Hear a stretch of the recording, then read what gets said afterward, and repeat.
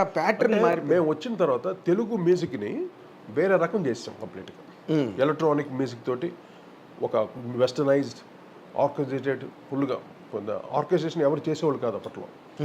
ఇప్పుడు చక్రవర్తి గారు కంపోజ్ చేసేవాడు, సత్యం గారు కంపోజ్ చేసేవాడు, మిగతా వాళ్ళందరూ కంపోజ్ చేసి అరేంజర్స్ అని ఒకరు ఉండేవాళ్ళు, ఆంగ్లో ఇండియన్స్. అవును, ఆంగ్లో ఇండియన్సే చేశారు. రాజు శ్యామ్ ఫిలిప్స్, ఓకే, ఐడియా ఉందా మీకు? చెన్నైలో వీళ్ళే అరేంజ్మెంట్ చేసేవాళ్ళు. హెన్రీ డానియల్ అని, జోసెఫ్ కృష్ణ అని, ఎంఎస్ విశ్వనాథ్ గారు, వీళ్ళు ఈ కార్డ్ అరేంజ్మెంట్స్ వాళ్ళకే తెలుసు, ఆంగ్లో ఇండియన్స్కే తెలుసు. అది మా ఇద్దరికి ఏంటంటే మేము ఇద్దరు స్టడీ చేసుకోం కాబట్టి మేము సొంతంగా క్రియేట్ చేసాం harmony, the card arrangements, jazz guise అన్ని మేము చేసాము. అక్కడ మాకు అడ్వాంటేజ్, ఒక న్యూ కలర్ని ప్రజెంట్ చేయగలిగాం. మేము కూడా ఎవరన్నా ఒక అరేంజర్ తోటి అతన్ని డిపెండ్ అయిపోయాం అనుకో, నేను సాంగ్ వరకు కంపోజ్ చేయగలను, అతనే చేస్తాడు అరేంజ్మెంట్స్ అన్ని, కార్డు గిట్స్ అతనే వేస్తాడు. ఓకే, వేరే కలర్ అయిపోతుంది. అదే మీ క్రియేషన్ ఉండదు ఉండదు. అది నేను రాజ్ మొదటి నుండి ఒక్కొక్క కార్డ్ వర్క్ చేయటం, దాని బేస్ ప్యాటర్న్స్ చేయటం, దాని రిథమ్ ప్యాటర్న్స్ చేయటం, ఏ కార్డ్ వస్తే ఏ అరేంజ్మెంట్ చేస్తే బాగుంటుంది, ఇవన్నీ స్టడీ చేసాము.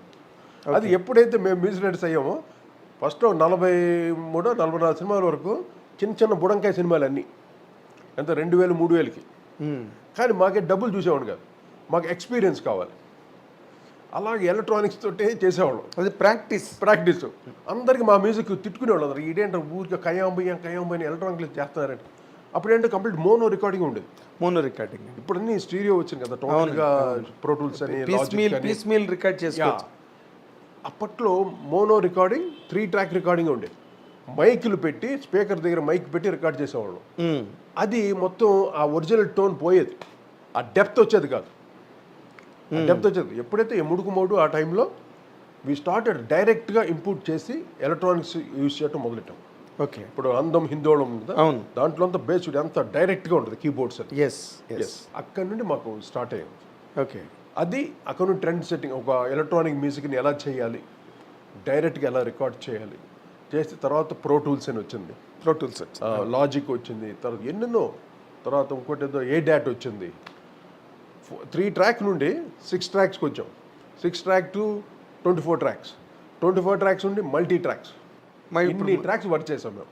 అవును, అంటే బిగినింగ్ మోనో దగ్గర నుంచి మీరు అన్ని వర్క్ చేశారు, అన్ని మాడ్యూల్స్. అది ఆ ఎక్స్పీరియన్స్, అదే ఎవరికి లేదు ఎక్స్పీరియన్స్ ఇక్కడ. అప్పట్లో RCA వెస్ట్రెక్స్ ఉండేది, ఇది 3 ట్రాక్ రికార్డింగ్. ఓకే, అంటే వాల్వ్ సిస్టమ్స్.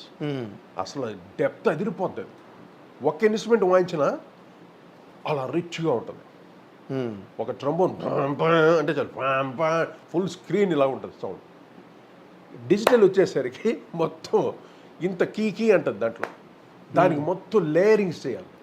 డిజిటల్ ఇప్పుడు వచ్చిన డిజిటల్లో లేయర్ చేస్తున్నా కానీ ఆ డెప్త్ రాదు. అప్పట్లో ఎనలాగ్, ఇప్పుడు పాత రేడియోస్ మీరు వినుంటారు, వాల్వ్ సిస్టమ్తో వచ్చేది. అవును, ఈ గ్రండింగ్ అని, మర్ఫీ అని. ఆ వాల్వ్లో ఉన్నప్పుడు సౌండ్ డెప్త్ చాలా బాగుంటుంది, బ్రహ్మాండంగా ఉంటుంది, ఆ ప్రెసెన్స్ ఆఫ్ సౌండ్.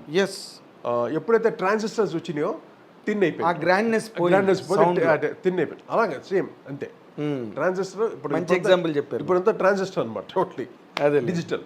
కానీ ఇప్పుడు హాలీవుడ్లో వాళ్ళంతా ఏం చేస్తారంటే పెద్ద కన్సోల్స్ తోటి అనలాగ్ రికార్డింగ్ చేసి దాన్ని డిజిటల్ చేసి, ఎందుకంటే ఇప్పుడు DTS అని, డాల్బీ డిజిటల్ అని, అట్మాస్ అని ఇవన్నీ వచ్చింది కదా టెక్నాలజీ, దానికి అనలాగ్ కుదరదు. ఓకే, అనలాగ్ కుదరదు దానికి. అందువల్ల దీంట్లో రికార్డింగ్ అనలాగ్ చేసి దాన్ని ఏదో చేసి వీళ్ళు చేస్తారు. అందువల్ల still we are getting the depth హాలీవుడ్లో, ఆర్కెస్ట్రల్ డెప్త్. యాక్చువల్ లేకపోతే ఫుల్ హోల్ ఆర్కెస్ట్రా వాడుతుంది, హ్యాన్స్ జిమ్మర్, ఇప్పుడు వీళ్ళంతా జాన్ విలియమ్స్ ఆర్కెస్ట్రల్. ఆ మ్యూజిక్ డెప్త్ రావాలంటే ఎట్లా వస్తుంది? అందువల్ల దాని రికార్డింగ్లో వాళ్ళు ఇప్పటికీ ఎంత రీసెర్చ్ జరుగుతుంది సౌండ్. అంటే ఇప్పుడు మన క్వాలిటీ ఆఫ్ మ్యూజిక్ ఎలా ఉందంటారు ఇప్పుడు కంపారిటివ్లీ? టెక్నికల్గా బాగుంది, బ్రహ్మాండంగా బాగుంటుంది, అడ్వాన్స్. కానీ టైం ఎక్కువ లాగేస్తుంది నాకు. అదే ఓన్ థింగ్, ఇప్పుడు తమన్ చేస్తున్నాడు చాలా, అంటే కొన్ని సినిమాలు అయితే outstanding, quality wise, the presence of the music. అలవైకుంఠపురంలో గొప్పగా చేసాడండి పాట, నేను చెప్తున్నా. అదే అలవైకుంఠపురం మంచి మంచి మెలోడీ సాంగ్స్, మంచి మెలోడీస్ సాంగ్స్ ఉన్నా కూడా ప్రెజెంటేషన్ ఆ డైనమిక్స్ పర్ఫెక్ట్ గా సెట్ చేశాడు. ఈవెన్ దేవిశ్రీ ప్రసాద్ కూడా తను చేస్తున్నాడు. అంటే ఇప్పుడు టెక్నాలజీ వచ్చేసింది కాబట్టి కొన్ని వాళ్ళ చైనాకి ఆటోమేటిక్ వచ్చేస్తుంది, టెక్నాలజీలో వచ్చేస్తుంది. కానీ తమన్ ఏం చేస్తున్నాడంటే is doing lot of processing work. ఈ గాట్ సమ్ నాలెడ్జ్. అంటే రెహమాన్ దగ్గర వర్క్ చేశాడు కాబట్టి వాడికి మన దగ్గర వర్క్ చేశాడు. తర్వాత రెహమాన్ దగ్గర అంత చేయడం రెహమానే మీ దగ్గర పని చేసాడు. మన చేశాడు. అంటే టెక్నాలజీని ఎక్కువ స్టడీ చేశారు వాళ్ళు. అదేలేదు. మాకు అంత టైం ఉండేది కాదు. నేను కూర్చొని టెక్నాలజీ స్టడీ చేస్తే నీ కంపోజింగ్ పోతున్నాను, Correct. సినిమాలు పోతాయి. Correct sir, correct. అందువల్ల నేను టెక్నాలజీ మీద నాకున్న పరిధిలో నాకు ఒక నాలెడ్జ్ ఉంది, దాంతో వాడేవాడిని కంప్లీట్గా. నేను ఉన్నప్పుడు కూడా ఎన్ని వచ్చినాయి, ఏది లాజిక్ ఉంది, ప్రోటూల్స్ ఉంది, దాంట్లో వర్క్ చేశాను కంప్లీట్గా. తర్వాత అవును, మీ టైంకి వచ్చేసి వచ్చేసి ఇప్పుడు రెహమాన్ అప్పుడు అక్కడ నుండి వర్క్ చేసేవాడు. అలా చేసాము. ఆ టెక్నాలజీ బాగా మాకు అర్థమైపోయింది. ఎంతైనా హోల్ మ్యూజిక్ నా చేతిలో ఉండేది, మా గ్రిప్ ఓపెన్, ధైర్యంగా ఎవరు ఏం చేసినా ఎవ్రీ నోట్, ఎవ్రీ రిథంలో ఒక కిచికి బుచ్చికన్నా కూడా అది నేను చెప్పిందే ఉండాలి అక్కడ. అంత డీటెయిల్గా వర్క్ చేసాం నేను రాజు. కానీ తర్వాత నేను రాజు వర్క్ చేసిన తర్వాత కోటి నాకు అలవాటు అయిపోయింది మ్యూజిక్. ప్రతి పాటని అంత పగడ్బందీగా చేసేవాడు. ఇప్పుడు జనరల్గా ఏంటంటే కొంతమంది కంపోజ్ చేసి కీబోర్డ్ ప్లేయర్కి ఇచ్చేస్తారు. అవునండి, అదొక ప్యాటర్న్. అంటే మ్యాక్సిమం ప్రాక్టీస్ అదే, అందరూ అలాగే చేస్తారు కీబోర్డ్ ప్లేయర్ ఇచ్చి. నేను అలా కాదు, ఎవ్రీథింగ్ నేను కంపోజ్ చేసి కీబోర్డ్ ప్లేయర్ దగ్గర ఆ నోట్స్ కూడా నేను కరెక్ట్గా టోన్స్తో సహా. అదే ఇళయరాజా గారు చేసే విధానం. ఇళయరాజా ఆయన స్కోర్లో రాసేస్తాడు ఏ టోన్ ఏంటో స్కోర్. నేను ఆ టోన్ ఇంకా బెటర్గా విని విని నోట్స్ వాళ్ళు ఫీడింగ్ చేసేస్తారు. చేసిన తర్వాత నేను కూర్చొని ఒక టోన్ మార్చి సెట్ చేసేవాడిని. ఓకే, నా టేస్ట్కి నాకు ఎలా కావాలి అన్నట్టు చేసేవాడు. ఏఆర్ రెహమాన్ గారు మీకంటే ముందు ఇళయరాజా గారి దగ్గర పనిచేశారు కదండి. అక్కడ పనిచేస్తూ నుంచి ఏంటి ప్రాబ్లం, అక్కడ నుంచి మీ దగ్గరికి ఎందుకు వచ్చారు ఆయన?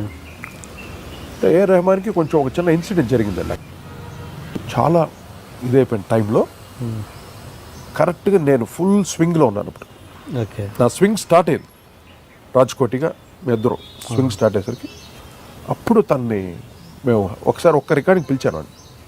అక్కడ నుండి మాకు అండర్స్టాండింగ్ బాగుంది, వీడు చాలా మన స్టైల్కి వీడు కరెక్ట్గా మ్యాచ్ అవుతాడని వాడిని పెట్టేసుకున్నాను. అక్కడి నుండి తను ఇద్దరు ఇన్స్ట్రుమెంట్స్ కొనటం, అప్పు చేసి నేను కొంచెం ఫైనాన్స్ నేను డబ్బులు ఇచ్చేవాడిని వాడికి. అప్పు ఇస్తే వాళ్ళ అమ్మ రోజు ఆటోలో వచ్చి మంత్లీ ఆ డబ్బులు ఇంట్రెస్ట్ అదే దానికి సంబంధించిన డబ్బులు కట్టేది వాళ్ళ మదర్.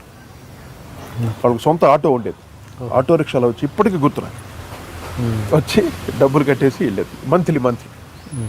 అంత ఏమండి అసలు ఎలా పెరిగి ఉంటుంది ఇప్పుడు, ఇంత గ్లోబలైజ్ ఇంత ఇలాగ వస్తుందని ఎవరు ఊహించలేదు మేమంతా. అటువంటి ఎన్ని చూసాం.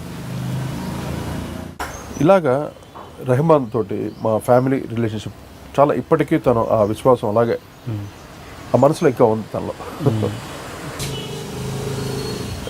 ఏంటి ఏమైంది కొడతా అని చూడు అన్నాడు అంతే, అలాగే కొట్టాడు. గ్రేట్. చూప్ ఇళయరాజా అంటే ఆయన తర్వాత మేము వచ్చింది ఒక జోనల్ మ్యూజిక్. ఏఆర్ రెహమాన్ వచ్చి ఒక 75 సంవత్సరాల మ్యూజిక్ చరిత్రని ఒక నౌషాద్ గారు క్రియేట్ చేసిన ట్రెండ్ తర్వాత అందరూ అదే ఫాలో అయ్యారు. టోటలీ సౌత్ నార్త్ అందరూ నౌషాద్ క్రియేట్ చేసిన ట్రెండ్ ద మ్యూజిక్. ఆ తర్వాత మళ్ళీ ఏఆర్ రెహమాన్ మొత్తం ప్లేట్ తిప్పాడు ఇలాగ 75 years తర్వాత. అది ఆ క్రెడిట్ ఒక ఏఆర్ రెహమాన్కి వెళ్తుంది. ఈరోజు నేను ఓపెన్గా చెప్పగలను, అంటే నేను ఒక కంపోజర్, నేను ఒక మ్యూజిక్ డైరెక్టర్. నాకు ఒకసారి సడన్గా బాలసుబ్రహ్మణ్యం గారు ఆయన ప్రోగ్రామ్కి వెళ్ళాను. నేను వెళితే నేను అంతా ఇళయరాజా కదా ఫాలో అవుతావు అన్నాడు. అది ఇంతవరకు ఎవరు ఆ క్వశ్చన్ నేను ఎవరు అంటే మీకు అలా అనిపించిందా? నా పాటలో ఇళయరాజా ఒక ఫ్లేవర్ ఏదైనా ఉందా? మీరు ఒక ఆడియన్గా మీరు చెప్పండి.